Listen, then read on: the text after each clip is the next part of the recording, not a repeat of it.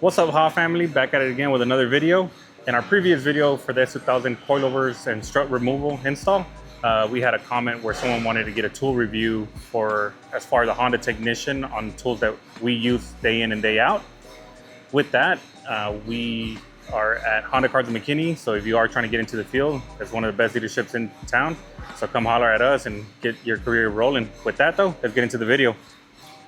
With the roll card to start off with, the roll card is going to be essential. It's everyday, roll around tools that you're going to be using pretty much that is going to be consistently just right in your hands. As far as the top drawer, I like to keep mine clean, make it a work area if you have to move to a different bay and stuff like that. So trying to keep this area as clean as I can, keep some little minor tools up here. With the first drawer coming out, it's going to be my socket drawer, my wrenches, extensions, sockets that I'm going to be using for Hondas. As far as Hondas, it's very common to be using a 5.5, 8, 10, 12, 14, 17, 19. There's a few other sockets that you'll be using, some specialty sockets, some for axles, but this will get you rolling in the shop. The next drawer, it's gonna be for brakes, some pliers, wrenches. These wrenches right here save me a lot of time, especially for alignments or any work that you're trying to do.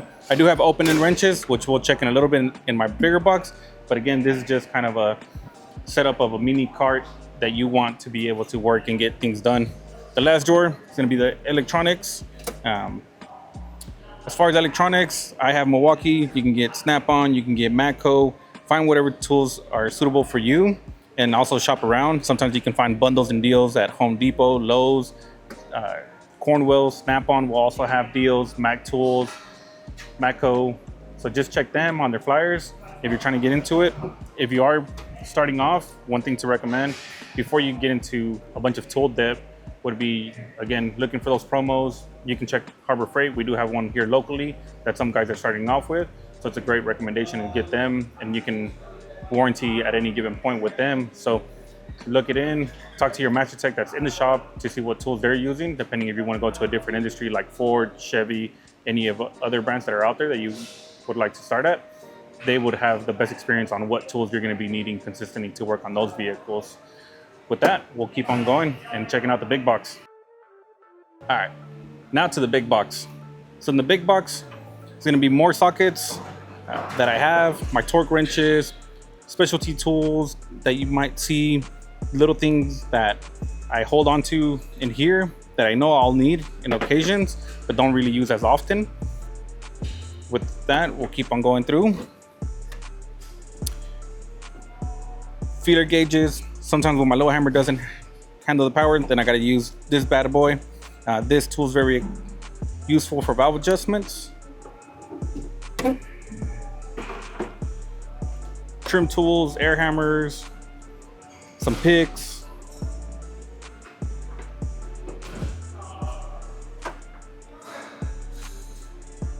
Some more wrenches.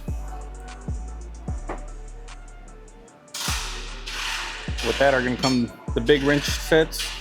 So everything that you'll need, mostly for alignments, certain tools, certain sensors are going to be for your bigger wrench sets. We do electrical work, so I do got to have an electrical drawer. Some other electric tools that I have that will be in use. Don't use them as often, but it's nice to have. Some drill bits, cutting off wheel when we do roof racks. This is very, very handy if you're doing oil pans that just use Honda Bond for us or silicone. It cleans it off, it doesn't damage the metal, and a nice soldering tool. The drawer that I try to open the least is gonna be my no-no drawer. So this is something's gone wrong, we gotta do a tap or die or drill out something, extract some bolts. This is the drawer that I try to avoid the most. Snapping pliers, O2 sensor socket set that I have.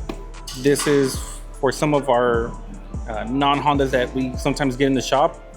Again, this box is gonna have everything that I don't really use, but will end up using when I am working on a non-Honda. Trim popper tools when you're working on interiors to prevent any damages. UV light for AC diags, thermometer for AC, some magnets, nice paint marker when you're working on timing chains or valve adjustments, stuff like that, just to mark your timing as you're going with it. with all of that, still a couple other drawers that are just gonna have minor tools. But when you get into a shop, one thing that I would recommend is, as you're starting your tool buy and stuff like that, is get a paper, write down what tool you're borrowing the most. Whatever tool you're using the most is what you should be buying, because that's what's making you money. Don't buy Yeah, boy. maybe I might have, if you end up working here and I'm your mentor, that you won't use more than once or twice throughout your career or in the beginning of your career. So again, just buy tools that are making you money, and that's gonna make your job easier, because the faster you can get that job done, the faster you can move on to the next vehicle and keep on rolling. That's pretty much it. If you have any other suggestions or anything like that, leave a comment, continue to follow, like, and get prepared for our future video with the Honda S2000 with the Type R swap. And with that, we're out.